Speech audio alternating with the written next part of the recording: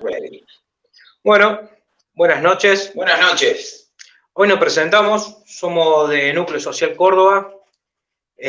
Vamos a arrancar con esto, lo que es un ciclo con charlas con de lo que son referentes de lo que es el nacionalismo argentino. Hoy nos toca el honor de tener la primera entrevista, jugamos en primera. Tenemos al licenciado Lucas Carena, que vamos a hablar de lo que es el falso nacionalismo y el nacionalismo del siglo XXI. Y antes que nada, mientras que veo que están comentando y se puede sumar un poco más de gente, hacemos una breve introducción, que es Núcleo Social, que tenemos el honor de formar parte con mi camarada. Principalmente nos enfocamos en lo que es la actividad social. Somos una agrupación que es federal, estamos tanto en Buenos Aires, Córdoba, en Jujuy, y lo principal es que estamos en la calle, estamos haciendo actividades sociales. Estamos retomando eso que el nacionalismo en un momento tuvo y hoy la verdad que no está. Y por eso estamos nosotros realizando este tipo de actividades. Estamos en merenderos, estamos ayudando a gente argentina que están en carencia. Pero como la situación que estamos viendo ahora nos priva por ahí de poder acercarnos un poco a la gente, por común conocimiento que no podemos llegar ni a hacer comidas ni nada porque tiene un protocolo. Uno de los principales pilares del nacionalismo va a ser lo que es la doctrina, que para nosotros es muy importante. Y la idea es, por eso estamos hoy acá, para poder darle esta herramienta a los nuevos, y a los que ya están también les va a poder servir, poder ver una nueva mirada a lo que es el nacionalismo. Sin dar muchas vueltas con esto, acá mi camarada va a hacer la presentación, que ya creo que deben conocer muchos, el licenciado Lucas Carena. Buenas noches a todos. Entiendan por ahí que es la primera vez que hacemos esto con mi camarada Nicolás. Mirá dónde estamos, después de tantos años militando. Entonces, bueno, por ahí notarán algunas desprolijidades. Este foco malo también fue por problemas que hubo a último momento. Pero bueno, como dice Nico, con toda la buena voluntad estamos haciendo esto. En nuestra rebelión contra el mundo moderno tenemos que sí o sí recurrir a lo que la modernidad nos ofrece y bueno, hubo los problemitas de la compu. Lo presento a el licenciado Lucas Carena. Él nació en la provincia de Santa Fe, en Rosario, el 26 de octubre de 1979, un tipo joven. En 2003 obtuvo su título de licenciado en Comunicación Social por la Universidad de Rosario. Y en 2008 el magíster en Diseño de Estrategias y de Comunicación por la misma casa de estudios. Desde 2009 enseña Psicología Social en la Facultad de Psicología. Podría ser tu profe. Profe mío no. En la Facultad de Psicología de la Universidad Católica de La Plata, en la ciudad de Rosario, ¿no? Él es autor de libros como La Guerra Invisible, Acción Psicológica y Revolución Cultural, en coautoría con Pablo Dávoli. Aprovecho para mandarle un gran saludo a Pablo si lo está viendo. Jesucristo y Príncipe Hiperbóreo, una visión teándrica de Occidente y de la cristiandad. La conspiración de Medea, aborto, eugenesia y nuevo orden mundial. Y el último, La leyenda del Perón excomulgado y otros cuentos de goriladas. Es un juego de palabras, goriladas. Bueno, lo conocerán del canal El Gibelino, del programa La Brújula, desde que está en TV1 con Pablo Dávoli, que nos sorprendió a todos. Además de haber escrito infinidad de artículos, ser un católico gibelino y un tipo que cabalga el tigre. Lucas Carena, un gusto. Bueno, muchas gracias Nacho, Nicolás, bueno, por la presentación, la introducción. Un saludo para vos, para la gente que conforman el núcleo social.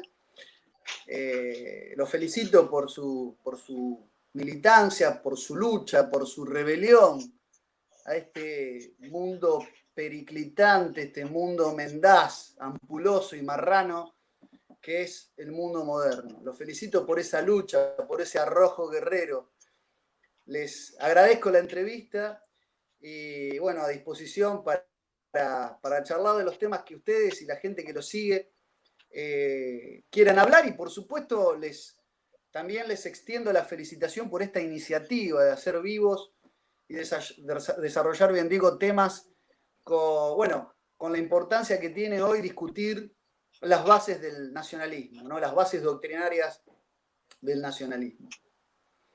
No, gracias a vos, la verdad que esto, arrancar con vos es un éxito, o sea.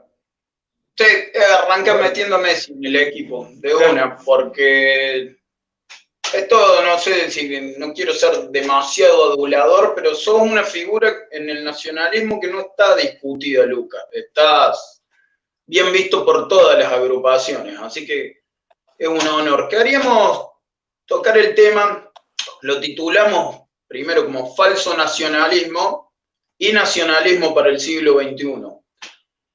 En el Faro, la revista digital que hace Núcleo Social, en el número 1 se habló de este tema y hace cosa de una semana, 10 días, largaste vos un video que decía eso, cuidado con el nacionalismo de importación.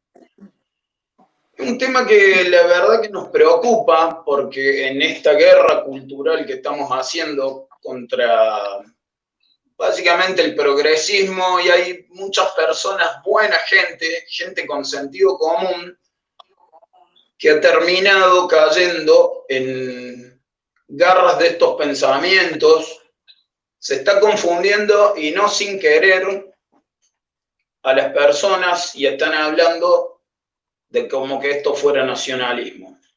Te he escuchado decir esta semana en entrevistas, no me da lo mismo Hillary que Donald Trump, y a ningún nacionalista nos da lo mismo Hillary que Donald Trump. Como te dije recién, hay veces que hasta Rodrigo Duterte me cae muy simpático. Me cae más simpático Matteo Salvini, el mismo Bolsonaro, que lo tenemos acá al lado, que no sé si se habrá recuperado de su coronavirus. Gente de España, del Vox, Abascal, Ortega Smith, son gente que nos cae mucho más simpático que los progres, pero no son nacionalistas. Efectivamente, a ver, todas estas personalidades que acabas de nombrar, el mismo Donald Trump, incluso la misma Marine Le Pen, o sea, todas las experiencias, el mismo Víctor Orbán. Yo no sé cuál me cae más simpático o si es que me caen simpáticos. Yo lo que dije, o lo que quise referirme con esto de no me da lo mismo Hillary Clinton que Donald Trump, es que por lo menos estos cuadros políticos que han surgido como una consecuencia de la crisis del globalismo están siendo presos de su propio discurso. Es decir, cuando vos decís algo y ganás con una serie de promesas y buscás alimentar una masa crítica que te pone en la palestra o que te levanta, ¿no?, en un pedestal de poder, después tenés que ser mínimamente consecuente si es que querés sostener esa cuota de confianza y de poder que te da el tronar de los pueblos.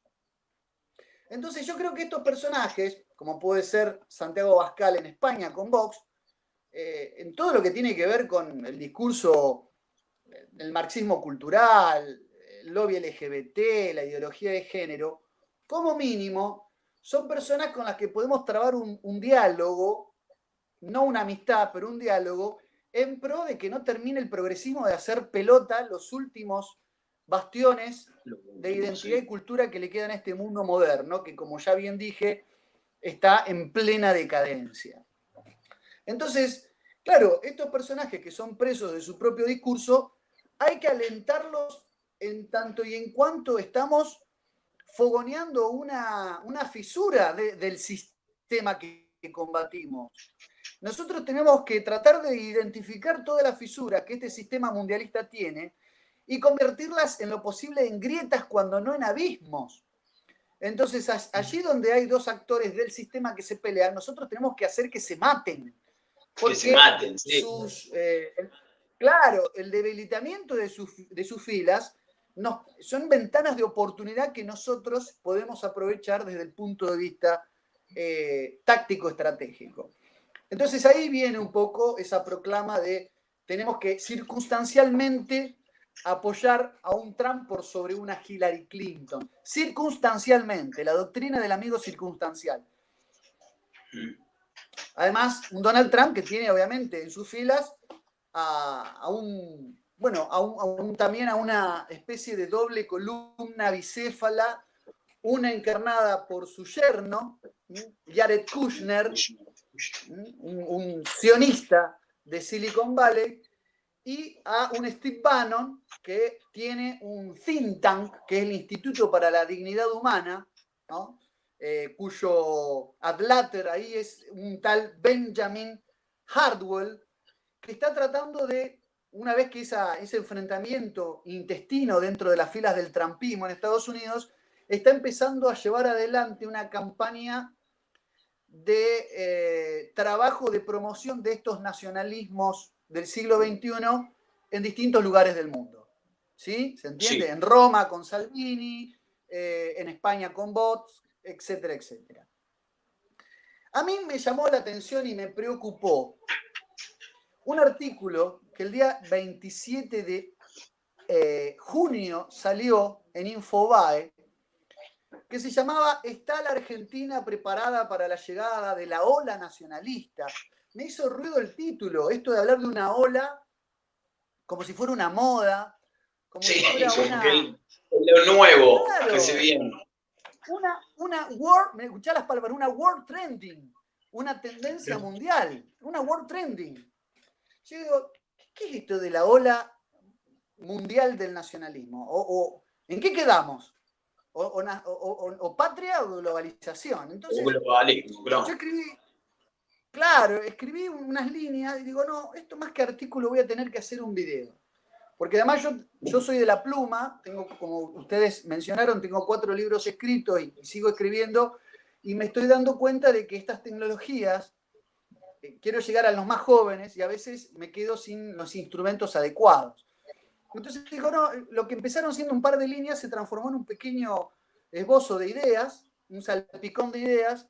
Hice un pequeño video que tuvo buena repercusión y llegada en distintos espacios, donde decía que, por empezar, el autor de ese artículo es nada más que Francisco de Santibáñez, el secretario general del CARI, el Consejo Argentino de Relaciones Internacionales, enemigo del nacionalismo por antonomasia, de donde han salido todos los cuadros y payos en las carteras del Ministerio de Relaciones Exteriores de Argentina.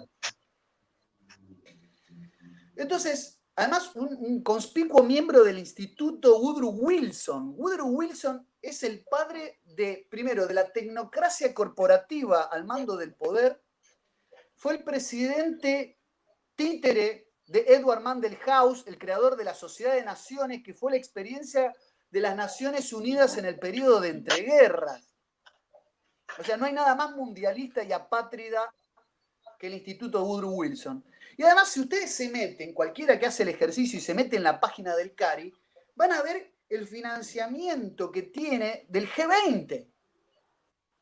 Entonces, vos me decís que un artículo que de pronto está, no sé, escrito por un Horacio Richardelli, o no sé, por algún excombatiente de Malvinas, por un Adrián Salvucci, no sé, incluso por un Alejandro Biondini. Bueno, lo leo con algún atisbo de interés. Digo, me parecen todas personas que tienen algún lugar ganado dentro de la fila del nacionalismo.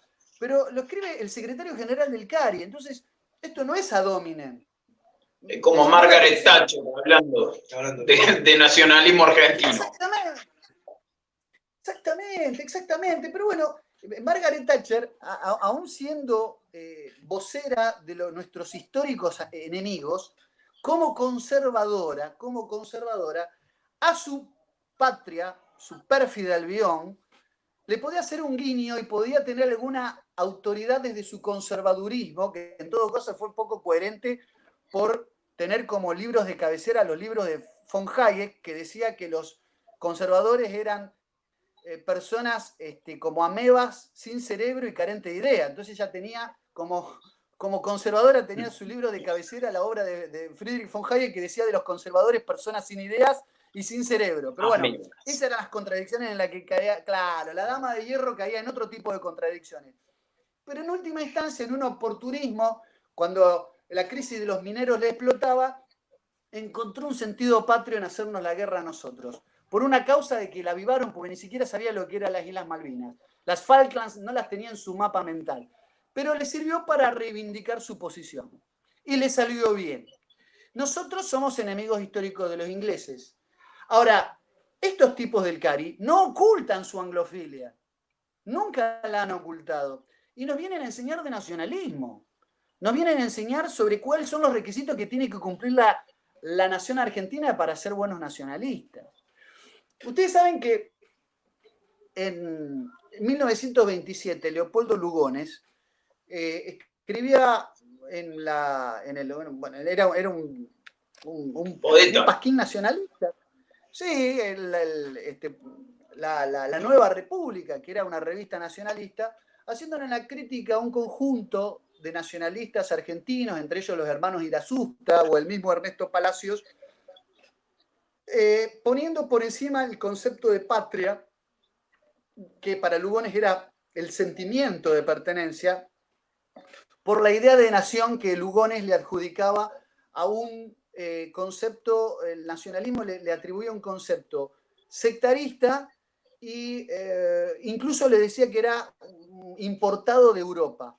Además le atribuía el concepto de nacionalismo como cierto, sesgo de inferioridad respecto de la idea totalizante de patria.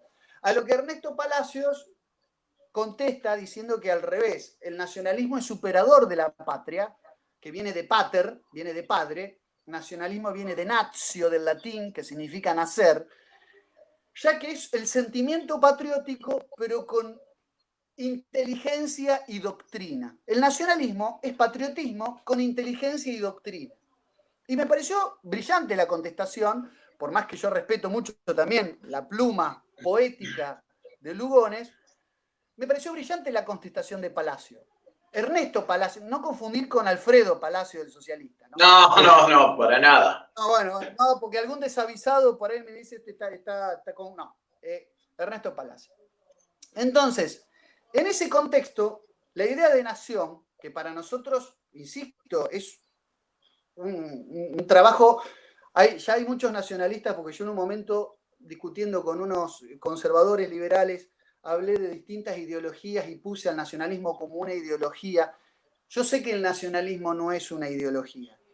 No es una ideología en el sentido que le dan a la ideología, en el sentido clásico de la expresión ideología, como la que le da, por ejemplo, Karl Mannheim, ¿no? En el libro Ideología y Utopía, que también es el mismo concepto de ideología que toma Carlos Marx, de la ideología como un conjunto idílico de sistemas de ideas que no tienen nacidero con la realidad. Es lo que Marx ponía en el nivel de la superestructura cultural a la ideología, mientras que él contraponía la realidad material. Mannheim hacía lo mismo, solamente que decía que la ideología era ese conjunto de ideas que no tenía nada que ver con la realidad, pero además la contraponía con la idea de utopía, que era también ese conjunto de consignas idílicas que motivaban a los que quieren hacer una revolución, a los que quieren llevar a cuestas el cambio, ¿no? Es decir, la ideología sería en todo caso la irrealidad de la burguesía, los que quieren la permanencia de la actual situación de las cosas que los favorecen, y la utopía serían las ideas movilizadoras de aquellos que quieren un cambio y una transformación porque son los desfavorecidos. Esta es la idea clásica de utopía.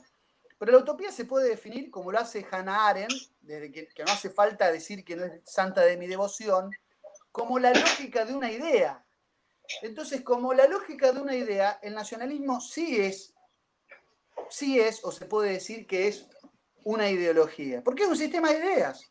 Es la lógica de una idea, en un sentido amplio. Entonces, el nacionalismo, como idea o como sistema de ideas, para nosotros, y esto hay muchos que se sorprenden y se escandalizan, es una situación momentánea, es un medio para volver a algo universal que se contrapone al modernismo, que es la tradición. Porque hoy es el reservorio, la nación es el reservorio de aquellos elementos simbólicos que hacen a nuestra identidad. El pabellón nacional, el himno, los colores, nuestros emblemas, nuestros héroes, nuestros patriotas, nuestros próceres forman parte de la nación. Y nosotros lo que buscamos es el universal de la tradición, que como dice Attilio Mordini, católico gibelino, viene de transdare, de tradere o transdare, que significa dar de generación en generación. Los nacionalistas creemos en el fundamento del respeto a los mayores, de preservar a nuestros ancestros en la memoria de palabras como honor, como arrojo, como entrega, en el conjunto de valores, de axiomas que hacen a nuestro fondo. Axiomas en el sentido griego de axios, que significa principio. Somos personas de principio. Entonces nosotros tenemos dos problemas. Uno, un exceso de purismo. Nos peleamos porque si vos estuviste hablando con fulano que tiene un amigo que es liberal y el otro que se adjunta con un amigo que es medio zurdito, entonces yo ya te cierro la puerta. Pero, perdón que te interrumpa, Lucas, pero es la pelea clásica que tenemos todas las agrupaciones del nacionalismo, por lo menos que tenemos años militando, es la pelea eterna y la de nunca acabar por esos temas. Por ahí hasta llegan a ser temas banales, voy a decir, que no suman. Lógico, yo estoy tratando de hacer un esfuerzo, un poco a veces en soledad, para romper esa fragmentación, esa atomización que nos debilita. Y en esta dispersión, aparece un nacionalismo promovido, entre otros actores, por el CARI, que es una nueva tendencia mundial. Una nueva tendencia mundial del nacionalismo cool, de un nacionalismo del siglo XXI, de un nacionalismo banana, que también es otro extremo que tenemos que evitar. Es un extremo peligroso, cuyas sandeces están por doquier, y además los fundamentos del artículo, o sea, no el autor, los fundamentos del artículo, básicamente eran esos. Era que Argentina debía subirse a la marea nacionalista para no quedarse afuera del mundo. Nos estaba diciendo en la cara el artículo que el fundamento del nuevo nacionalismo que se viene, el fundamento era, y la razón y la justificación, era netamente globalista y mundialista. La Argentina ya se quedó fuera del concierto de las naciones. Argentina ya se quedó fuera de los tratados bilaterales y multinacionales o los acuerdos económicos que rigen hoy el mundo. Y hoy la Argentina, si no hace bien las cosas, se va a quedar fuera de una nueva moda globalista, bien digo, que es el nacionalismo. Entonces yo dije, no, esto es demasiado. Nosotros somos nacionalistas precisamente porque no queremos en esas modas ni en ningún orden que venga dado por los adláteres de la internacionalización. Entonces, con ese criterio, y para no hacer abuso del uso de la palabra y devolverles a ustedes y hacerle una respuesta concreta, fue que yo denuncié este falso nacionalismo y cuáles son sus orígenes y de dónde viene y quién es el CARI. Lo dije, ya lo digo, por honestidad intelectual y porque me pareció que muchos jóvenes que a lo mejor están buscando consustanciarse con ideas de la nación, pueden caer presos de estas maniobras, de estas mentiras y este batiburrillo, esta ensaladera de ideas que además son antinacionalistas y antipatrióticas. Nosotros hoy sabemos que esto viene de la mano de que el globalismo está en un estado muy delicado, muy resquebrajado. Es decir, con Trump se ha declarado la muerte del consenso de Washington, que nació en 1990. Lo que fueron los acuerdos transatlánticos, Trump los rompió, enseguida dio marcha atrás a eso. llevó adelante una política de desfinanciamiento de la IPPF en Estados Unidos, le acaba de retirar fondos a la OMS por su triste papel respecto de la pandemia. Es decir, ha intervenido la Reserva Federal, lamentablemente lo ha hecho tomando más deuda de BlackRock y otros grupos financieros. O sea, hay un montón de fallas para criticar, pero el orden globalista, porque hoy está favoreciendo a China, hizo que se haya desmoronado ese globalismo que durante más de una década, casi 2 décadas, nos han tratado de imponer, y entonces ahora necesita este mismo globalismo travestirse y disfrazarse de neonacionalismos para volver a captar a esos pueblos ya no gimientes, sino rugientes, que están pidiendo por una vuelta de gobiernos que no sean meros agentes gerenciales del grupo Bilderberg. Entonces, bueno, ahí es donde apareció mi arenga y mi llamamiento, y en algunos caló profundo, y qué buena, enhorabuena que por lo menos ustedes no haya pasado inadvertido. No pasó inadvertido, y estaba bueno que se lo profundizara. Que se lo profundizara es como estás diciendo vos, Lucas. Es como llamar a fornicar por la virginidad. Sí, es más o menos eso. Y no tenemos que caer los nacionalistas en eso, porque vos me vas a entender lo que voy a decir ahora, porque va a venir un liberal a sobarme el lomo un ratito, a nombrar una vez a Castellani y otra vez a José Antonio y a decirme que yo soy uno de los tuyos. Yo estoy atento, no somos lo mismo. Somos mucho menos, lamentablemente. Lamentablemente somos menos. A veces me asusta de pensar si el nacionalismo no llegó tarde a esto, pero todavía queda gente con sentido común. Ayer lo dijiste que me gustó mucho. El nacionalismo es un medio para conservar las tradiciones, y claro, como si está en el instinto humano, ¿cómo no va a haber gente que ame a su familia, a su patria, a su tradición? ¿Cómo no lo va a haber? Y entonces me parece que este despertar, esta sociedad rugiente, me la están queriendo captar con esto, con esta soga de lomo, con estos think tank de Steve Bannon. Yo quería preguntarte un poco, más o menos, ¿cómo es que esta gente, qué métodos, propaganda utilizan y cuál es su verdadero fin? Es una hipótesis que podamos sacar de cuál es su verdadero fin. Tal vez me equivoque, pero creo yo que no son el nacionalismo, que sí sé cuál es el fin de nosotros los nacionalistas. Bueno, Steve Bannon lo que hizo fue recuperar un discurso sumamente atacado de una sociedad secreta llamada la John Birch Society en Estados Unidos, que enarbolaba, esgrimía un discurso cargado de una impronta a favor del grupo conocido con el acróstico WASP, White Anglo-Saxon and Protestant, es decir, los blancos protestantes y anglosajones y angloparlantes, sajones y angloparlantes, que es el grupo que ha quedado, o sea, el grupo productivo, que ha quedado de alguna manera menospreciado. El mundo de la producción ha quedado, que nace, aparte la sociedad esta secreta nace en Indianápolis, en el estado de Indiana, y quedó postergado por lo que es la horda de los banqueros de la costa este neoyorquina, es decir, Nueva York versus los estados productivos. California, por ejemplo, que sola representa la quinta economía mundial.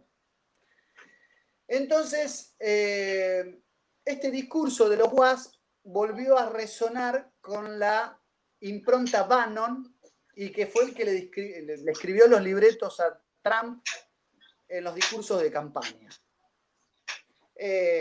Por supuesto que cuando los think tanks balonistas alrededor del mundo empezaron a hacer lobby, lo que hacen es obviamente invertir recursos, medios, para fortalecer algunas figuras que en algún inicio pueden llegar a tener algún tipo de, de notoriedad por, alguna retórica, si se quiere, llamativa, contagiosa, algún carisma individual. Matteo Salvini, ustedes saben que tenía un programa de radio. Era un hombre cuya capacidad de expresarse era, cargada de enjundia, era un tipo grandilocuente. Y lo cooptaron. No sé en qué momento y de qué manera, pero sí es un tipo también que cita frases de Mussolini en Italia, con lo controvertido que esto es. Pero bueno, es el disciplinamiento. Yo nunca le escuché, tal vez me equivoco, realmente enarbolar ideas profundamente tradicionalistas. Vos tenés una línea tradicionalista italiana que va desde Antonio Rosmini a Augusto del Noce, y en el fondo es la versión electoralista y la versión amañada, pasada por agua, edulcorada de un nacionalismo italiano. Pero no me quiero quedar con esto. El llamado mío a la reflexión es: nuestro nacionalismo, que tiene que ser genuino y veraz, no tiene que tampoco convertirse en un nacionalismo hermético. Tenemos que mostrarnos con la capacidad de dialogar, con la capacidad de ser política en el sentido de tener cintura. Esto no significa traficar la verdad, esto no significa negociar aquellos valores patrióticos que son inclaudicables. Significa, con la verdad no temo ni ofendo, pero sí con la verdad trato de entender y comprender la disidencia, o entender o tratar de unir sin confundir, como decía San Agustín de Hipona, y distinguir sin divorciar, y tratar de generar un proyecto político que sea integrador, que incluya, aunque no me gusta la palabra inclusivo, muy manoseada por la progresía, pero que incluya un nacionalismo, que incluya también ciertas voces que pueden ser disidentes entre sí, ¿no es cierto? Porque también en el purismo lo que nos pasa es que encubrimos miserias personales, envidias entre dirigentes, envidias históricas entre dirigentes nacionalistas. Nos peleamos por ver quién es más patriota, quién estuvo más veces en el homenaje de los caídos de Malvinas. Digamos, tenemos nuestras internillas y nuestros problemas para comunicarnos. Entonces yo creo que nosotros podemos generar y podemos tejer una apertura, un diálogo que mire hacia el futuro, un nacionalismo que mire hacia, no el siglo XXI, como el socialismo del siglo XXI, el populismo del siglo XXI, pero sí un nacionalismo que le hable a los jóvenes, porque nuestro discurso muchas veces no está calando profundo en las nuevas generaciones.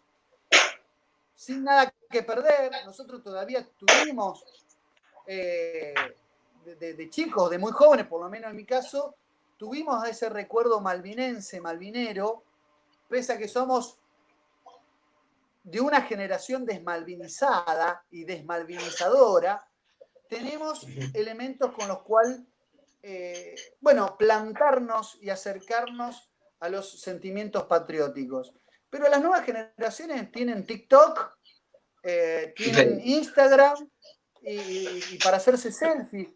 Y nosotros tenemos que empezar a tener la habilidad, como dice la Biblia, mansos como la paloma, pero astutos como la serpiente. Tenemos que tener la habilidad de tener algo que ofrecerle a una juventud que no por nada está pidiendo nuevos héroes. No estoy diciendo que nosotros somos héroes o de que las filas del nacionalismo saldrán los héroes. Sí, ojalá que así sea. Pero está buscando referentes, la juventud está buscando referentes. En quién confiar. con quién sentir que hay una esperanza transformadora. Esa esperanza transformadora tenemos que alimentarla. Creo que por ese lado viene la cosa. Ahora, esto no quiere decir que nosotros tengamos que claudicar de manera incluso renunciar a los verdaderos postulados de base del nacionalismo y sucumbir de rodillas de manera resignada a los nacionalismos de campanario, a los nacionalismos de cartón que nos están queriendo importar desde afuera. Por eso digo, es un juego de equilibrios entre un purismo, digamos que todavía no lima asperezas y tiene discusiones de viejo cuño que atrasan no 50 años, 2 milenios, porque todavía estamos hablando, ¿viste?, de si Judas Iscariote, cuando traiciona a Cristo, representa el globalismo, ¿viste? O sea, ese tipo de discusiones que atrasan un montón, pero tampoco caer en la amalgama mundialista de este nacionalismo New Age, este nacionalismo nueva era, sincrético, que comulga con cualquier cosa. Es un mensaje que yo quise transmitir, insisto, me alegra que no haya pasado desapercibido. No, es más, que el título nuestro, como es el nacionalismo del siglo XXI, es la idea de poder unir este tipo de pensamientos y tratar de cortar las diferencias, creo que ya lo dije. Y algo que me suena, que me quedó de una charla que tuviste ayer, anoche, el tema de la religión y el nacionalismo. Alguna discusión eterna que tenemos. No sé, ¿cuál es el punto medio, vos creés, en este tipo de discusiones? Nacionalistas, paganos, ateos. No, es que yo, a ver, la apertura está en que yo me he cultivado leyendo toda una bibliografía de cuño occidentalista pagana y al mismo tiempo los grandes poetas de la Edad de Oro española, ¿no? Entonces me parece que tenemos que ser justos, ¿no?, cuando hablamos de estas peleas por quién es más nacionalistas e integrar a todos. Es decir, el tradicionalismo carlista yo lo rescato. Calderón Bouchet, Miguel Ayuso, personas que están actualmente hablando. La línea de pensamiento que va desde Marcelino Menéndez y Pelayo. Francisco Alvarado, que fue el primer gran apologeta de la Inquisición. Juan Donoso Cortés, ¿no?, esta pluma española. Jaime Balmes, Juan Vázquez de Mesa. Es decir, son todos pensadores. Francisco Elías de Tejada. Son todos pensadores que tenemos que incorporar a nuestra formación. Y al mismo tiempo no podemos dejar de reconocer todo el bagaje de lecturas que nos brindan lo que es el tradicionalismo de raigambre pagana, por mencionar solamente a Julius Evola, ¿no?, que trataba de rescatar algo que estaba presente en las distintas religiones precristianas y trataba de buscar esa línea de nuestras raíces occidentales más allá del cristianismo, encontrándola obviamente en el hinduismo, en el budismo, en el dualismo persa. Ébola representa una contestación a todo eso desde una postura que, como ustedes bien han mencionado, hablaron en una sola frase, hablaron de rebelión contra el mundo moderno y hablaron de cabalgar al tigre. Entonces, indudablemente nosotros tenemos que hacer esas palabras de Ébola y esa lucha de Ébola en nuestro quehacer. Por eso yo hablo de católico gibelino, que dos términos que para algunos ebolianos les parece, que entrarían en conflicto. Sin embargo, Attilio Mordini, que es eboliano y tiene un lugar ganado en Italia, dentro de lo que fueron los círculos ebolianos de Italia, era un perfecto católico y reunía toda la tradición primordial y le daba esa iluminación de la revelación cristiana, haciendo ese combo, para hablarle a los chicos por ahí que van a los locales de comidas rápidas, ese combo perfecto que fueron los 1000 años, que van desde la coronación de Carlomagno hasta 1804, es decir, 1004 años que duró el Sacro Imperio Romano Germánico, ¿no? Donde tuvimos las cruzadas, pero también tuvimos las guerras, tuvimos las cruzadas, pero también tuvimos todas las batallas intestinas contra la papolatría güelfa. Es decir, esos 1000 años yo los rescato con un montón de matices y con toda la complejidad que implicó esa Edad Media que fue vapuleada, vituperiada, perseguida por un puñado de mentirosos, como Llorente, como Voltaire, que hablaron de igual modo mal contra la Edad Media y de igual modo contra la Inquisición española. Es decir, nosotros tenemos que dar un combate por aquellos valores de Occidente que indudablemente están teñidos de un bagaje teológico. Detrás de toda batalla política, de toda contienda política, hay una disputa teológica, decía Juan Donoso Cortés. Y nosotros tenemos que recuperar eso, hacer lo propio y explicarlo a las juventudes de un modo amigable, de un modo, que lo puedan entender, pero además que lo puedan disfrutar y que lo puedan apreciar. Y es una misión difícil, ardua, y por momentos nos lleva al aislacionismo, porque nadie nos da pelota, ¿no? Nos vamos a sentir solos en ese Está difícil.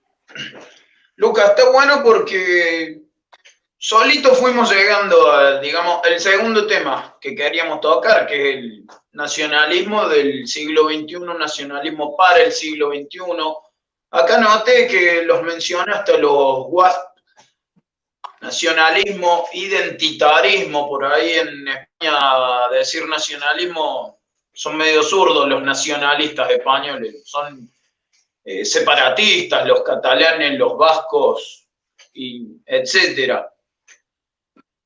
Habías mencionado que no sé si atacar, porque no nos vamos a atacar entre nacionalistas, pero el problema del purismo yo he notado en los años de militancia que tengo, tengo 36 años, tampoco tengo tanta carrera en la militancia, pero he notado, gracias a Dios, en Núcleo Social hemos acabado con esta discusión internamente, que no es un factor aglutinante la religión.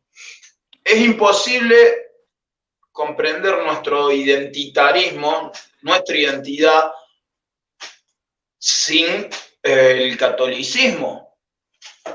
Pero en el mundo moderno en el que vivimos, en la batalla cultural que estamos dando, hemos retrocedido tanto y queremos salvaguardar estas tradiciones.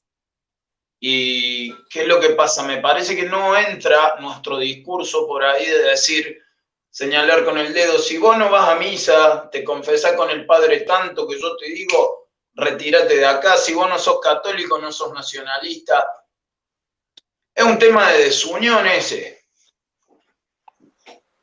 ¿Qué te parece si podríamos de ahora en más, porque lo lindo de esto no es solo cuántas personas vean el vivo, sino que este video va a quedar para la posteridad, va a quedar subido. Entonces dirán, estos tres tipos se juntaron ese día a hablar, a intentar zanjar un poco esta grieta con lo que los nacionalistas se peleaban.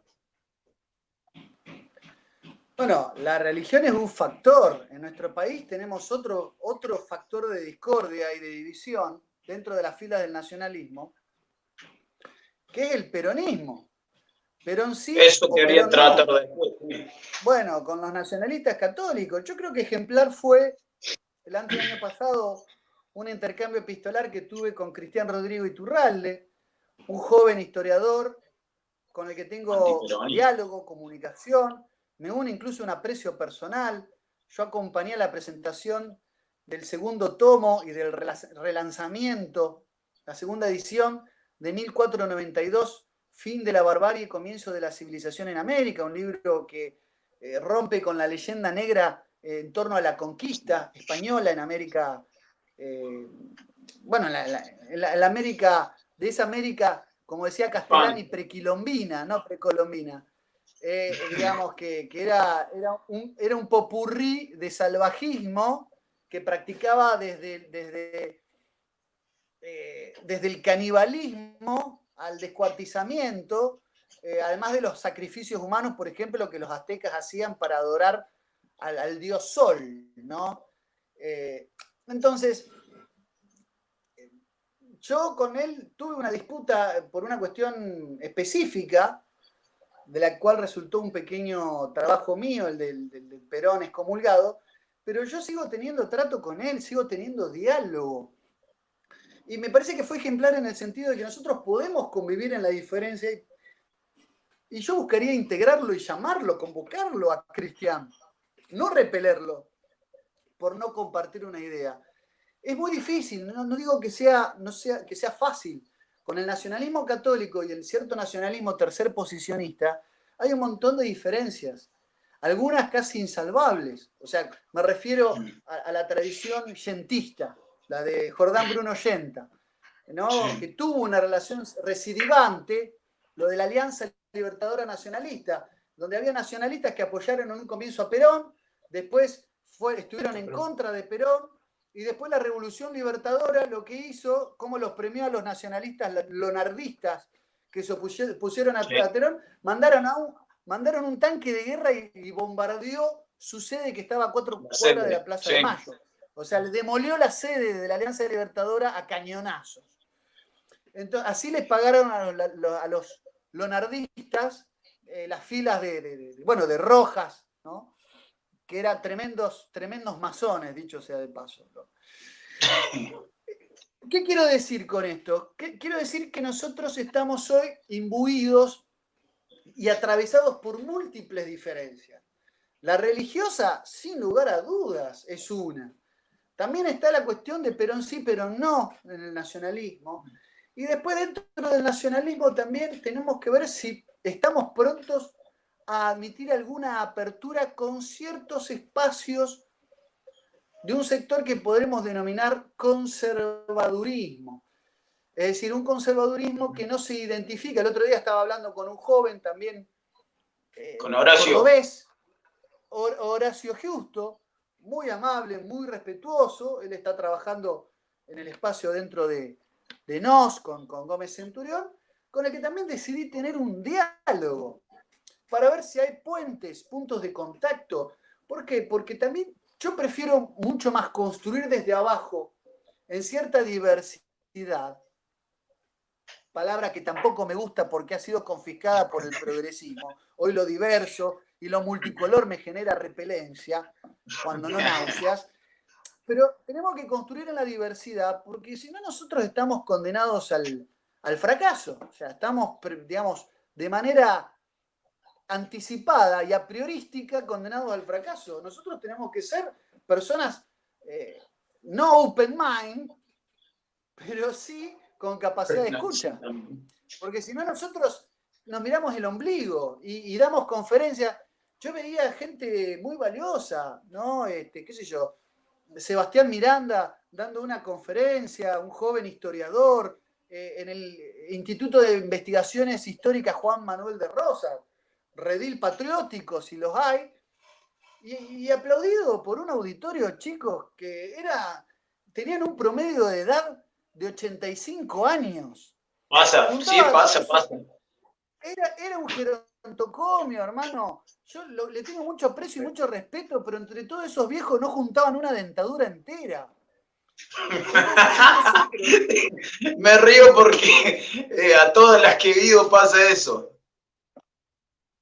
Entonces yo lo que busco es que nosotros tenemos que dejar de aplaudirnos entre nosotros, entre 4 o 5 camaradas, entre 4 o 5 compañeros, y empezar a construir y articular un diálogo mucho más tolerante entre nosotros. Esto no significa no decir la verdad. Fíjate que con Cristian por escrito nos tiramos con todo. Y después él ahora está escribiendo un libro sobre guerra cultural, sobre Escuela de Frankfurt, y nos cita a Pablo Dávole y a mí en su libro. Entonces, por eso te digo, digamos, nosotros tenemos que aprender a perdonarnos nosotros como patriotas. Mira, Me gusta ese tengo concepto. tiempo, ¿no? Bueno, sí, por supuesto. Ustedes saben que la Odisea, que es la segunda gran epopeya de Homero, ¿no? Después de la Ilíada, que cuenta la vuelta de Ulises, de Odiseo, que es la misma persona, sí, después de la guerra de Troya. Después de la guerra de Troya.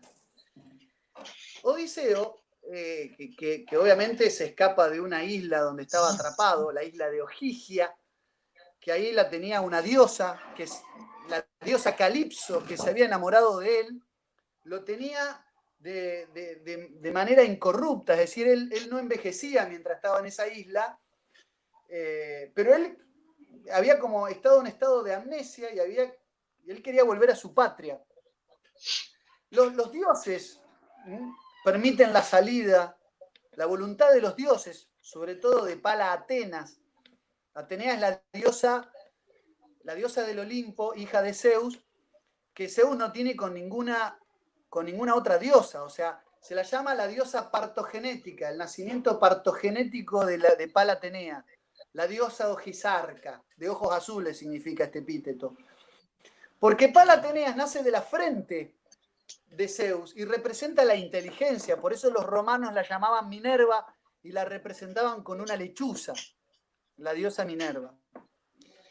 Atenea es la que ayuda a Ulises, también Hermes, pero principalmente Atenea es la que ayuda a Ulises a volver a su amada Ítaca, para que no olvide a su esposa Penélope, que estaba asediada por un grupo de galanes que querían usurpar el trono y robarle a su mujer. Fíjate qué metáfora para los nacionalistas. Hoy tenemos a Antino, que era el que lideraba a los galanes. Nosotros tenemos tantos Antinos que nos quieren robar nuestra casa, nuestra mujer, nuestra patria, y nosotros estamos en estado de amnesia, peleándonos por boludeces.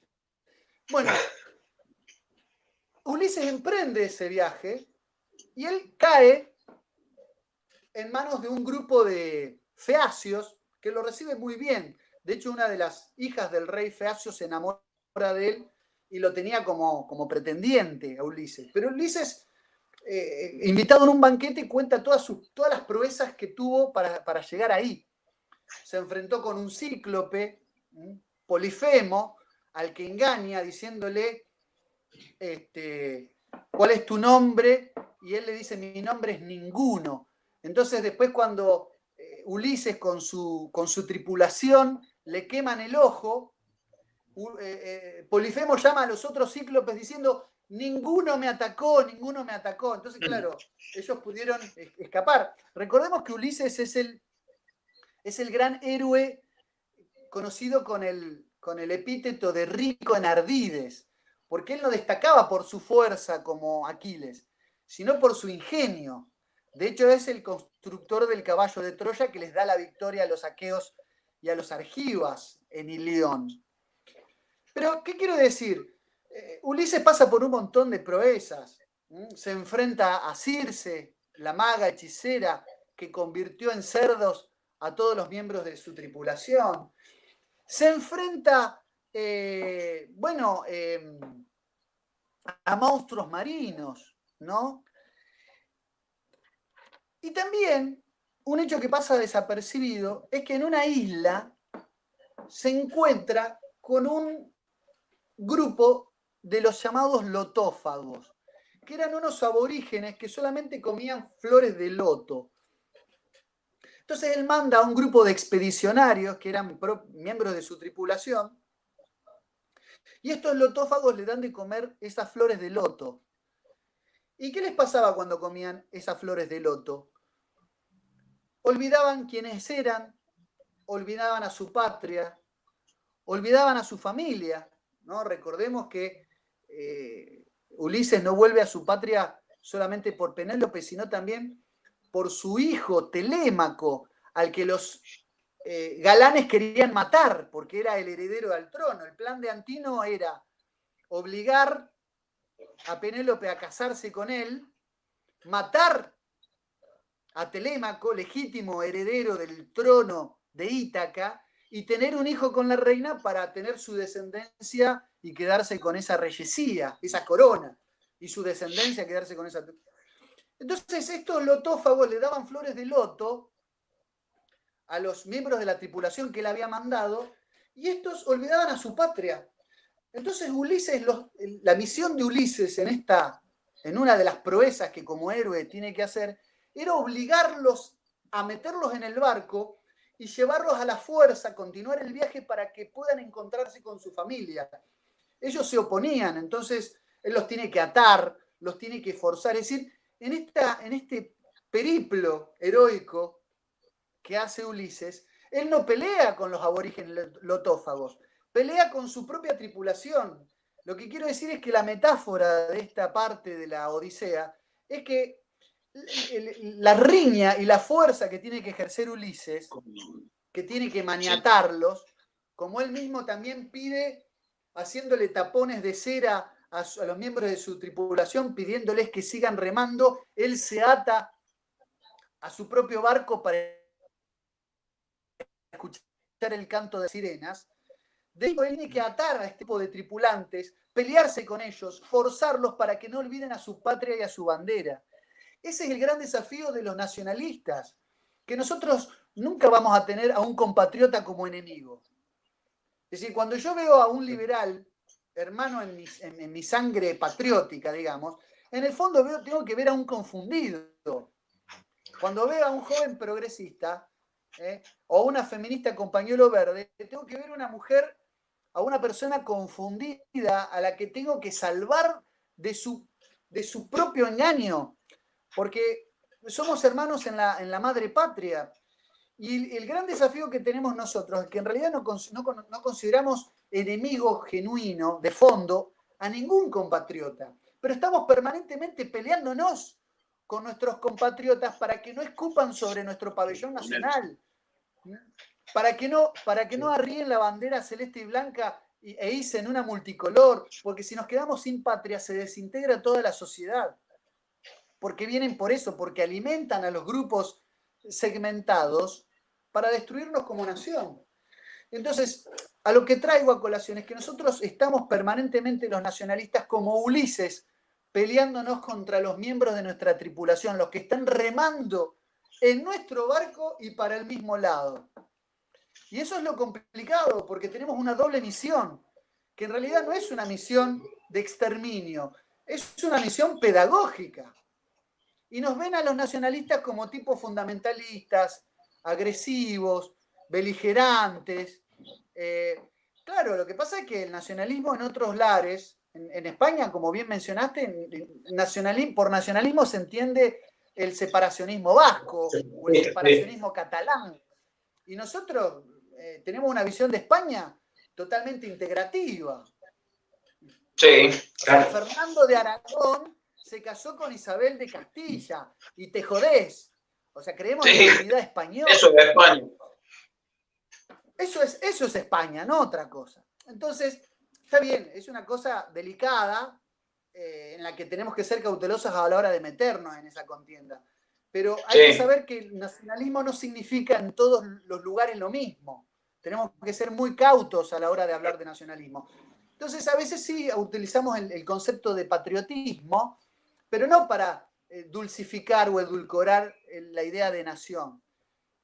Lo que nosotros tenemos que entender es hacerle sentir a nuestros compatriotas que tienen repelencia y animadversión por el nacionalismo, que en el fondo nosotros estamos tratando de salvar la cuna que nos contiene a nosotros y que los contiene a ellos.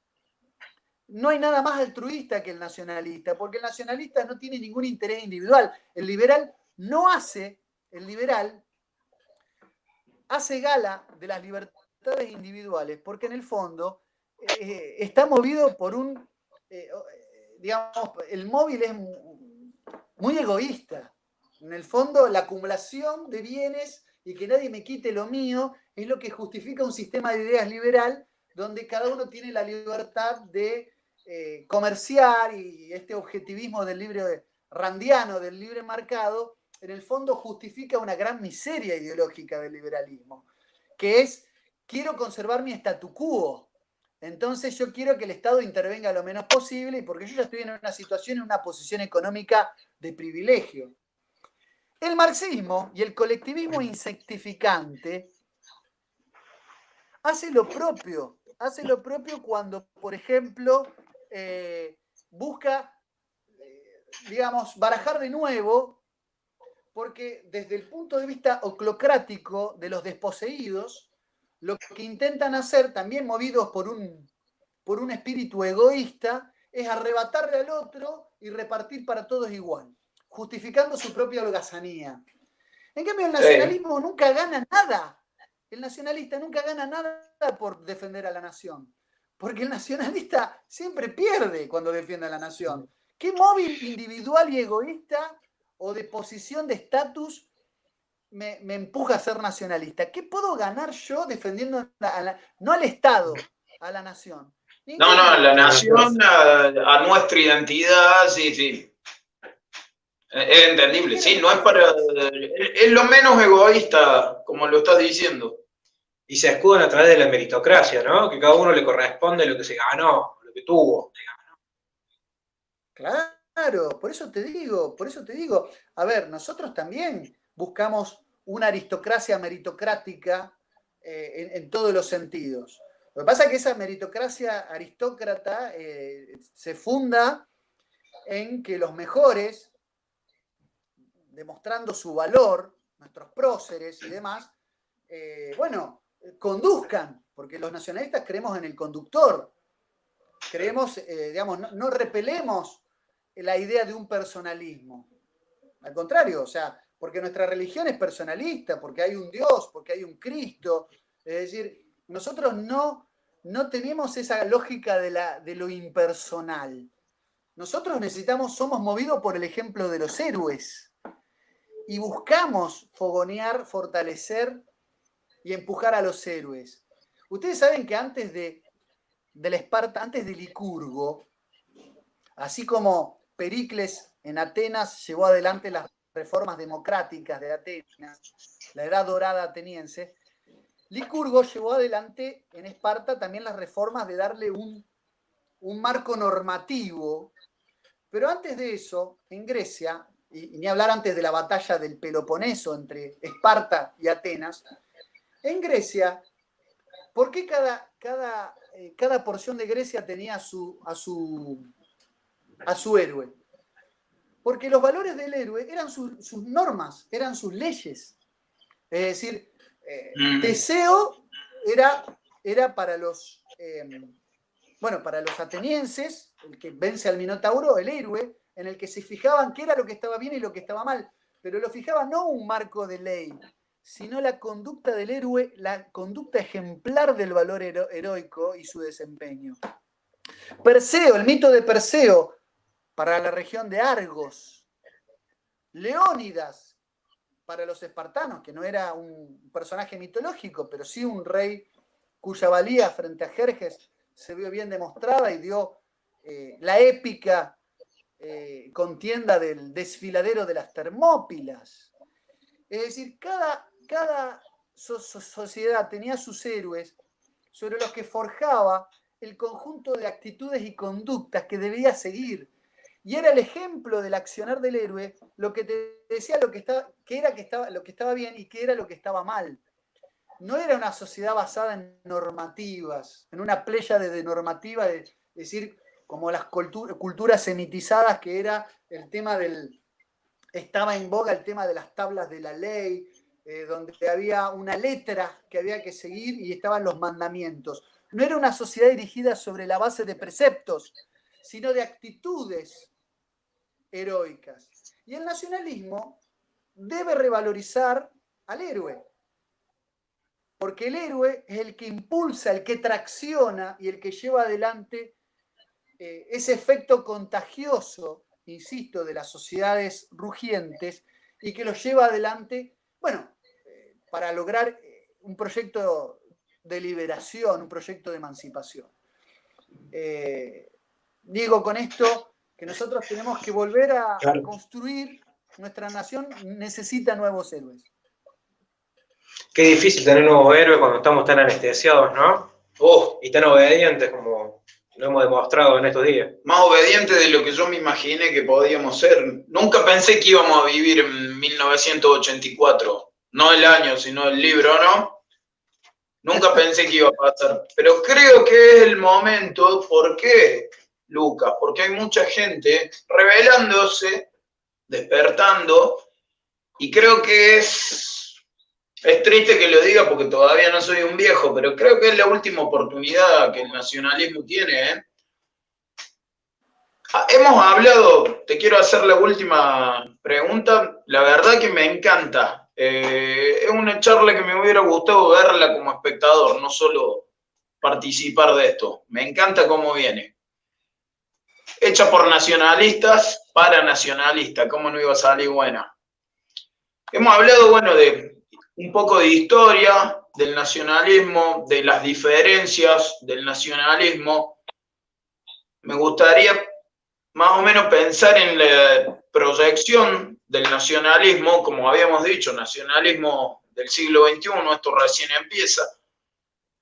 Y una conclusión para sacar, y bueno, después Nicolás, ha habido muy buenas preguntas. Nico va a leer un par de las preguntas que nos hizo la gente. Bueno, las proyecciones son, en principio, uno, juntar masa crítica. No es momento de pensar, y yo sé que los tiempos apremian, pero hay algunas agrupaciones nacionalistas que están desesperadas por la formación de un partido, o darle color a un partido, o ver con quién transamos electoralmente. Es mejor forjar una idea, una serie de ideas. O sea, en prima facie lo que hay que hacer es juntar la suficiente masa crítica y movilizadora. Segundo, desenmascarar falsos proyectos nacionalistas como el que ustedes están queriendo hacer con este streaming. En tercer lugar, es importante también alimentar en las juventudes el espíritu de transgresión que tiene el nacionalismo. Porque hay muchos que hoy ven en el liberalismo o en ciertas voces de la disidencia con respecto de la progresía, un embelesamiento, una obnubilación, un enamoramiento de extracto hipnótico, porque aparecen un par de, ya te digo, de liberales que trabajan para 2 o 3 monopolistas desfilando en los medios de comunicación bajo el grito de ¡Viva la libertad, carajo!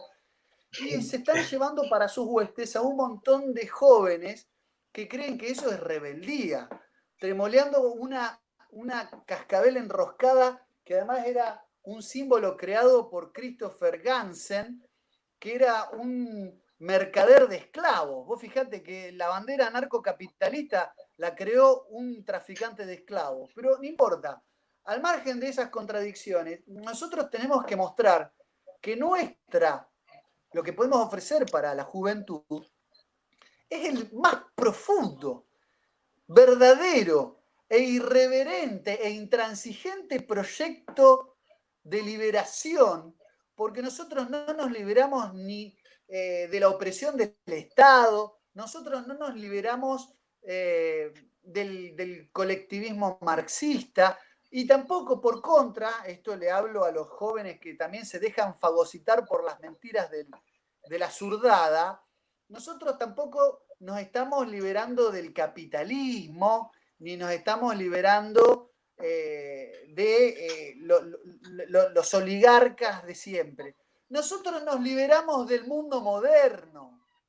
Nosotros calamos mucho más profundo que todo eso, porque el mundo moderno es el mundo de la secularización, del eclipse de lo sacro, es el cáncer cuyas múltiples metástasis nos han reducido a ser producto de manufactura. El mundo moderno nos ha convertido en insectos, en pulgas, susceptibles de ser intercambiadas, de ser vendibles, de ser comercializadas. Nosotros queremos un resurgir de la tradición, de aquellos antiguos valores heroicos que forjaron Occidente. Nosotros creemos en la cruz y en la espada, y no hay, ni hubo, ni habrá jamás ningún espíritu más transgresor que la vuelta a la tradición perenne. Eso debemos devolverle a la juventud y desenmascarar los falsos proyectos de liberación, unos que se liberan del Estado interventor, de las economías de planificación central, de los políticos que con impuestos se van a Miami, y también de aquellos que creen que hay que liberarnos de la opulencia y del hedonismo capitalista a través de una revolución marxista. Son ambos hijos del materialismo y nosotros estamos en contra de la materia, porque nosotros somos y volvemos al espíritu. Muy bien, Lucas, sí. Se agradece, Lucas, por la charla. El tema de preguntas, le pido disculpas a lo que nos están preguntando, pero tenemos un problema técnico con el aparato en el cual estamos transmitiendo. Había uno que preguntó si al nacionalista se lo distingue por el proyecto económico. Hoy es muy común de que no te tiran ni dos palabritas, no saben qué proyecto económico tienen, algunos que dicen que son nacionalistas. ¿Es distinguible el falso nacionalista por lo económico, por sus ideas en lo económico, Lucas? Mira, del nacionalismo se le ha achacado no conocer nada de economía. Sobre todo porque en las universidades, los que se forman como economistas, que conocen la disciplina económica, están formateados por la Escuela de Chicago. Es decir, son liberales por formación de entrada. Y nosotros, en realidad, el nacionalismo tiene muy buenos proyectos nacionalistas. Nosotros defendemos como buenos nacionalistas el proyecto de teorías económicas de cuño nacionalista que van desde Silvio Gesell a Walter Beberaya Allende, la teoría cualitativa de la moneda. Nosotros tenemos en nuestras huestes a grandes teóricos de la economía, por lo menos del análisis de la finanza y de la cuestión de la deuda pública, como Héctor Giuliano.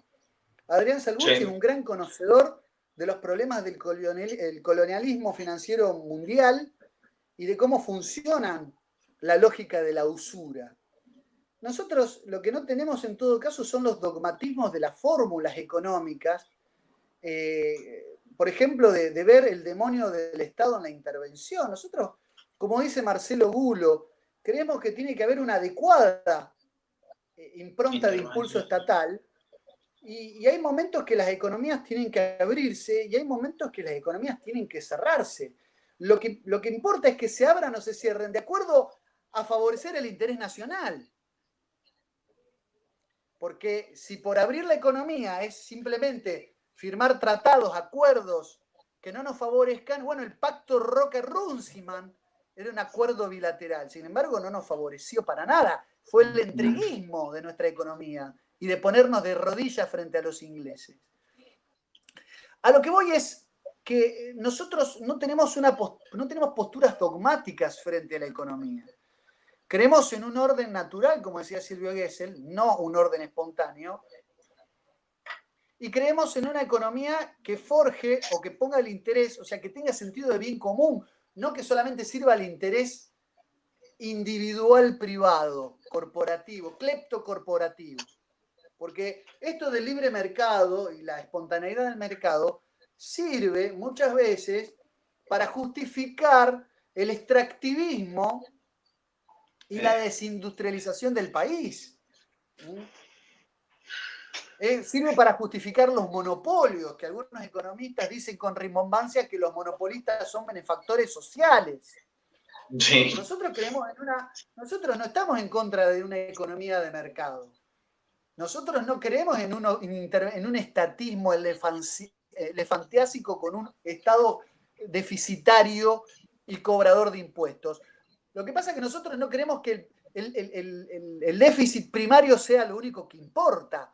Creemos que la deuda externa es casi un problema más importante Sí. que el déficit primario, porque nosotros creemos que tenemos un Estado que emite y que cobra impuestos para pagar deuda y que nos succiona como una esponja, nos exprime como una esponja para servir al interés foráneo. Nosotros estamos en contra de la especulación, de la bicicleta financiera, de la empresa prebendaria. Ahora, le soy del todo franco, yo en lo particular no soy economista, no tengo formación en ciencias económicas, sí en ciencia política, y lo que sí no creemos es en ese tecnicismo que presume de una asepsia ideológica para tratar los fenómenos económicos. La economía está subordinada a la política, y está subordinada a la política porque la política es la toma de decisiones.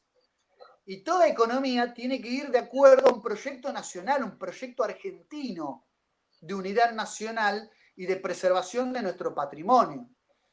Eso es lo único que tengo para decir respecto a lo económico. Creo que tenemos referentes de sobra. No me achico frente a dar batalla, incluso discusión y debate con sectores extranjerizantes de cuño liberal que hay hoy por día, solo que ellos tienen cámara y micrófono y tienen la prensa a la orden del día para aplaudirlos permanentemente como si fueran expertos.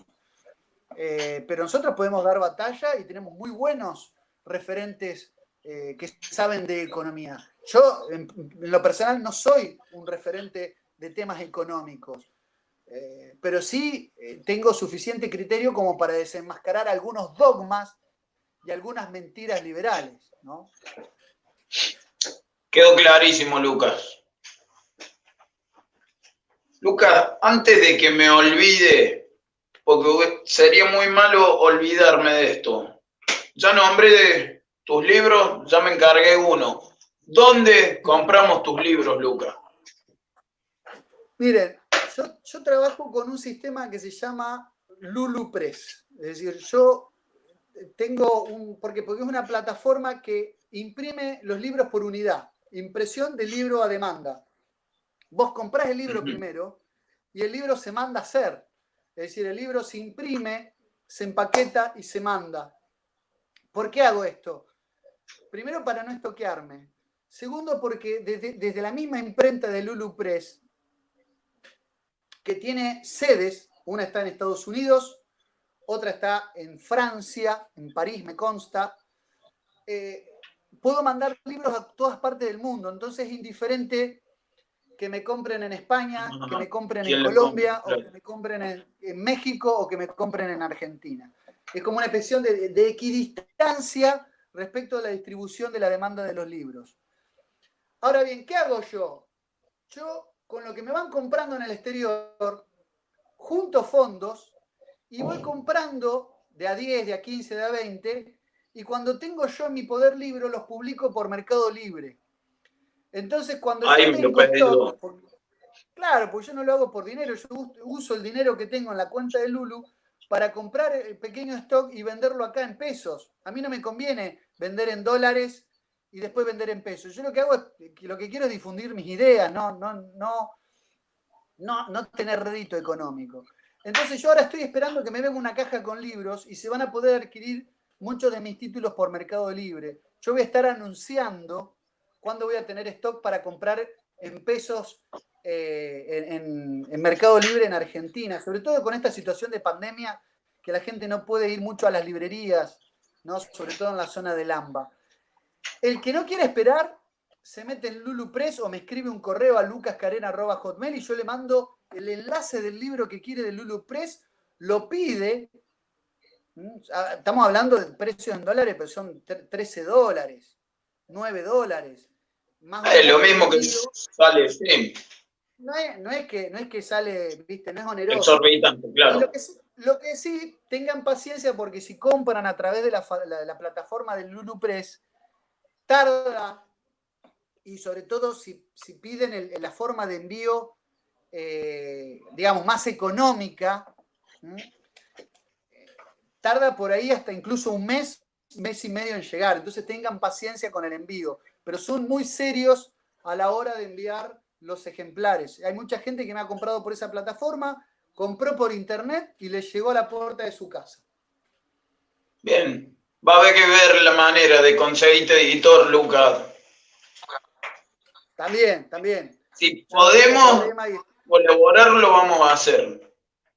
He visto, bueno, la guerra psicológica no la encontré en Mercado Libre. Ese libro está en Amazon, está en versión digital, y queremos con Pablo Davoli hacer una reedición, incluso mejorada, pero bueno, está agotado, es un libro que está agotado. Lo hemos rehecho y se nos han ido de las manos. El libro, por suerte, ha tenido el éxito que ha tenido, pero no hay manera de responder a la demanda que tiene. No tenemos los medios. Bien. O sea que a lo mejor vamos a tener que hacer algo que no queríamos, que es que deje de ser un libro de edición independiente y entregársela a un editor para que pueda bancar con una espalda, qué sé yo, 100.000 ejemplares y venderlos en serio, porque nosotros por ahí no podemos, no contamos con los recursos para sacarlo tan masivamente. ¿Me explico? No va a venir Planeta a editar. Steve Bannon capaz que nos ayuda. Y bueno, son los problemas que surgen, Lucas, para cabalgar el tigre.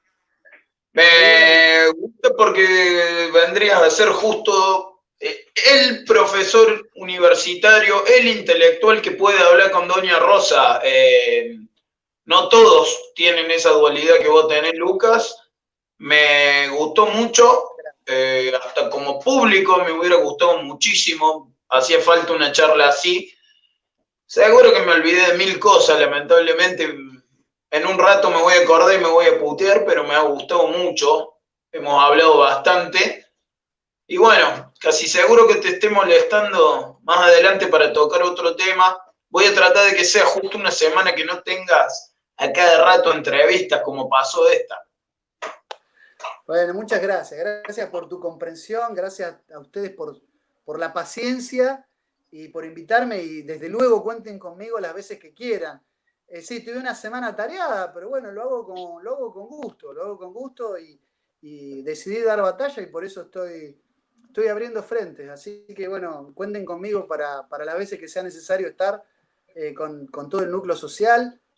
Y bueno, les agradezco que me hayan tenido en cuenta para empezar esta propuesta, porque se están estrenando ahora y hayan tenido, bueno, el decoro, la grandeza y la amabilidad y amistad de tenerme como primer invitado. Así que doblemente gracias.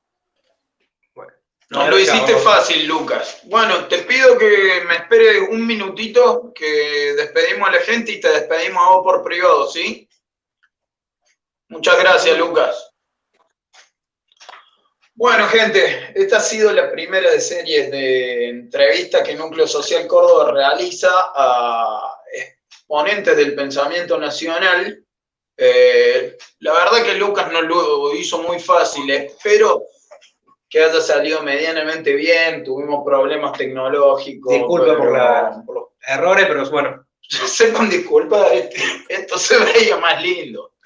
Yo me veía más lindo también, no sé qué pasó. Bueno, muchísimas gracias.